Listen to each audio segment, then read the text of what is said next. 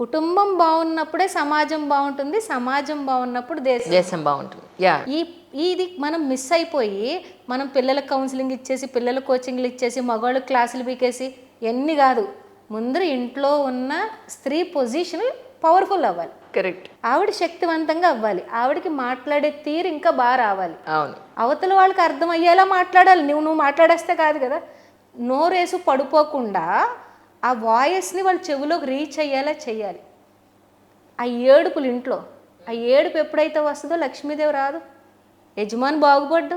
ఆ ఏడుపు ఆపండి, ముందు ఏడుపు ఆపేసి ఏం చెయ్యాలి అన్న ఆలోచన. నీ వల్లే నా బ్రతుకు పోయింది, నువ్వు అప్పుడు అలా చేసావు కాబట్టి నా బ్రతుకు, నా దరిద్రం తయారయ్యింది, ఇలాంటి వాడేసి మాటలు అందరి మీద నువ్వు నువ్వు నువ్వు అని బ్లేమ్ పెట్టేసుకుని, ఏం పరిస్థితులన్నీ బాగున్నప్పుడు నువ్వు తీసుకున్న చాయిస్ కాదా అది? ఇప్పుడు పరిస్థితులు బాగోలేనప్పుడు నువ్వు అందరి మీద ఎందుకు రీజన్స్ చెప్తున్నావు? నువ్వు సెల్ఫ్ రెస్పాన్సిబిలిటీ తీసుకోవా నువ్వు? అలా ఏ మహిళ అయితే ఎవ్వరూ కారణం కాదు, ఈ పొజిషన్లో ఉండడానికి నేనే కారణం, నువ్వు బాగుపడినా నువ్వే కారణం, నువ్వు ఏడుస్తూ ఉన్నా నువ్వే కారణం అని ఎవరైతే రియలైజ్ అవుతారో ముందర భర్త బాగుంటాడు.